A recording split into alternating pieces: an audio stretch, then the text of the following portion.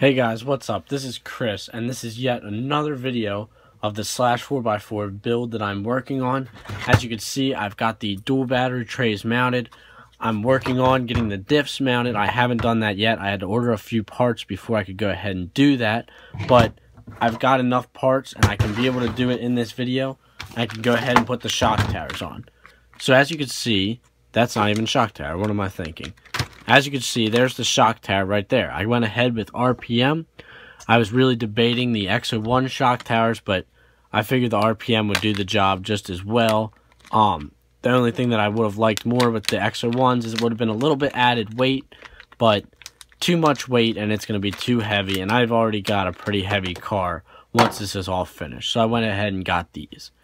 And this one here is RPM part number 70392. And this is the front shock tower. So it's going to go ahead and mount on this diff here. It's an XO1 diff, same exact mount, same everything, which is actually pretty awesome.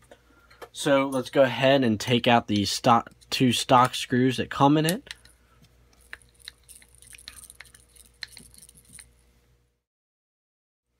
So now that we've got those two out, we're ready to go ahead and mount the shock tower. So let's go ahead and grab it, and this is, I believe it's the same for each direction. It's actually not, correct me on that. But it'll go right like that. You can see where it's a little bit wider on the back side. Go ahead and put that towards the back of the diff. Because see, it could go that way, but it just wouldn't fit well. So go ahead and put it like that, and you'll see that those fit up in there with the mount there. Go ahead and put it in there. And since I'm going with a stainless screw kit, you could technically put these stock screws back in, and they would work just as well. But I've got my stainless screw kit right here. So let me go ahead and find two of the same ones. There's one there. And there's the other one right there. So now that we've got those, go ahead and put those back in the spot the stock screws just came out of.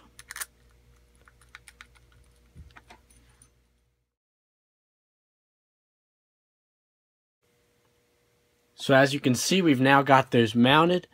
And that's the two screws in the bottom end. So now you're going to want two in the top. So it's sort of almost like a guessing game with the top, because you don't want it to be too long. So what even helps is to hold it up to like the top where it would stop.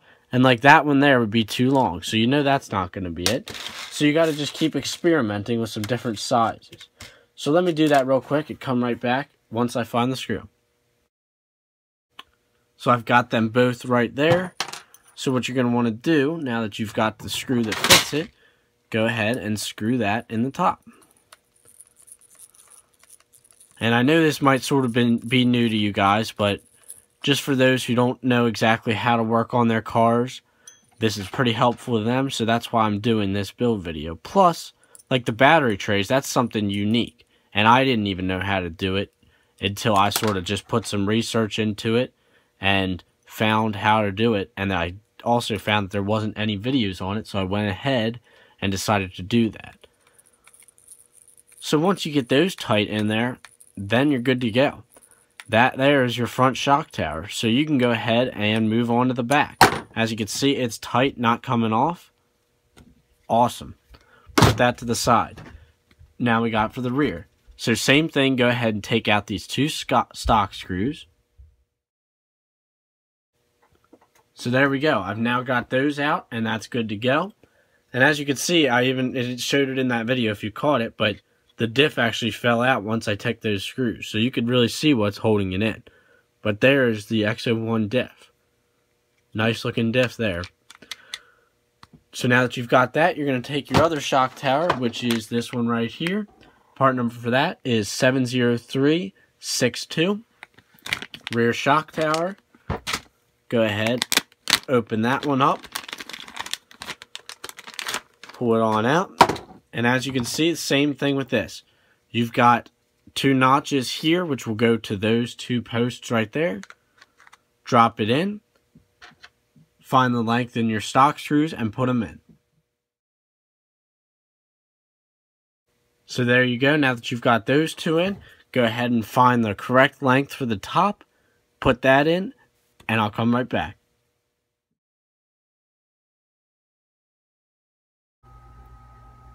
So once we've got that shock tower on, we've got all those screws on, your shock towers are now mounted on your diff. So that is the next part of the build video on how to put the RPM shock towers onto the diffs.